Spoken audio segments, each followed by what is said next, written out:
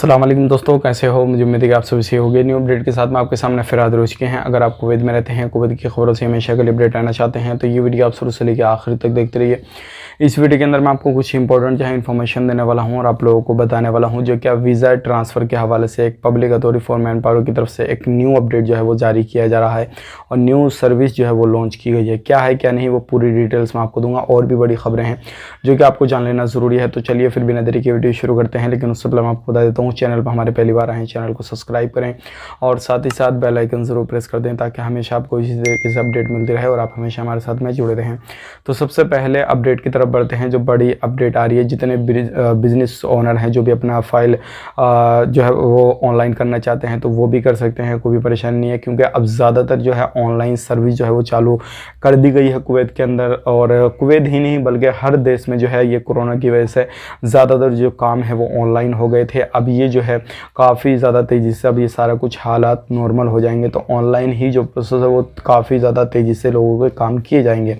अब यहाँ पे बात कर लेते हैं जो वीज़ा के हवाले से बड़ी अपडेट आ रही है। Public authority for man power की तरफ से एक नई सर्विस लॉन्च की गई है जो कि आप इनकी ऑफिशियल वेबसाइट पे जाकर ये सारा काम आप खुद से ऑनलाइन कर सकते हैं। यानी कि आर्टिकल जो भी आप अपना आर्टिकल 22 रखते हैं तो अगर उसको आप 18 में ट्रांसफ़र करना चाहते हैं तो आप उसको कर सकते हैं, या फिर आर्टिकल 24 रखते हैं तो आप उसको 18 में ट्रांसफ़र करना चाहते हैं तो भी कर सकते हैं, या फिर आर्टिकल 23 रखते हैं यानी कि स्टूडेंट्स वीज़ा आपके पास में है तो अगर आप उसको 18 में ट्रांसफ़र करना चाहते हैं तो बिल्कुल आप तब भी कर सकते हैं। और आप 18 को अगर 22 में करना चाहते हैं ट्रांसफ़र तो भी आप कर सकते हैं, कोई भी परेशानी वाली बात नहीं है। लेकिन आप 18 को जो है वो 23 यानी कि स्टूडेंट्स जो है वो उनमें आप ट्रांसफ़र नहीं कर सकते। यानी कि जो स्टूडेंट्स हैं अगर आप एक वर्क वीज़ा में ट्रांसफ़र करना चाहते हैं तो आप कर सकते हैं, कोई भी परेशानी वाली बात नहीं है। लेकिन यहाँ पर जो आर्टिकल 20 है यानी कि खादम जो लोग हैं वो ट्रांसफ़र के हवाले से कोई भी अभी इसमें अपडेट नहीं दिया गया है। तो खादम वाले जो लोग हैं वो कमेंट ना करें। लेकिन अगर जैसे ही खादम के हवाले से कुछ अपडेट आता है नया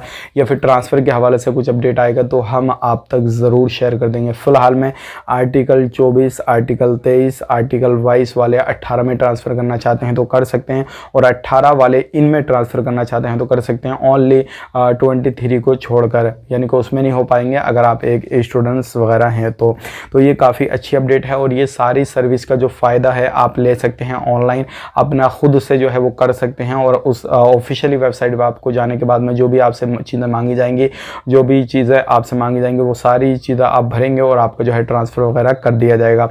अब यहाँ पे अगली अपडेट की तरफ बढ़ते हैं। जो अगली अपडेट आ रही है निकल के वो आ रही है कोरोना वायरस के हवाले से। जैसे कि आपको मालूम है अल्हम्दुलिल्लाह कोरोना की जो रिपोर्ट मैंने आपको सुबह की वीडियो में दी थी वो काफ़ी ज़्यादा केसेस जो है वो कम हो चुके हैं।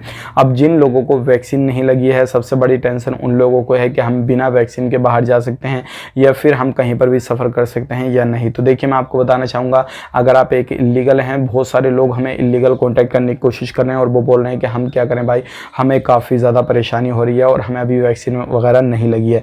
तो देखिए अभी आपको सिर्फ इंतज़ार करना रहेगा। जहाँ भी आपके नज़दीकी कोई भी कैंप वगैरह लगे या फिर कहीं पर भी कोई भी सेंटर है आप उसमें जाएं और अपना जो है वैक्सीनेशन का काम कंप्लीट करा लें। क्योंकि बिना वैक्सीन के आपको कहीं पर भी आने जाने भी नहीं दिया जाएगा, आपको और भी काफ़ी ज़्यादा प्रॉब्लम होंगी और आपको जो है देश भी छोड़ने नहीं दिया जाएगा। वैक्सीन बहुत ज़्यादा ज़रूरी है। और साथ ही साथ अगर आप किसी भी देश में एंट्री करना चाहते हैं तो जो उसकी गाइडलाइंस वगैरह जो भी रूल रेगुलेशन बनाए गए हैं उस देश की तरफ से तो उसको आपको फॉलो करना बहुत ही ज़्यादा ज़रूरी है। तो ये थी आज की कुछ इंपॉर्टेंट जानकारी जो कि वीज़ा के हवाले से मैंने आपको दी है। बाकी एंट्री के हवाले से और जो भी टिकट के हवाले से जो कुछ अपडेट आती है तो वो भी मैं आप तक शेयर करूंगा। और कहाँ से बुकिंग वगैरह आपको करनी है टिकट वो भी आएगी तो मैं आप तक शेयर करूंगा। मिलेंगे इस नेक्स्ट वीडियो में, तब तक के लिए आप अपना ख्याल रखें, अपनी फैमिली वालों को ख्याल रखें। Take care, bye bye.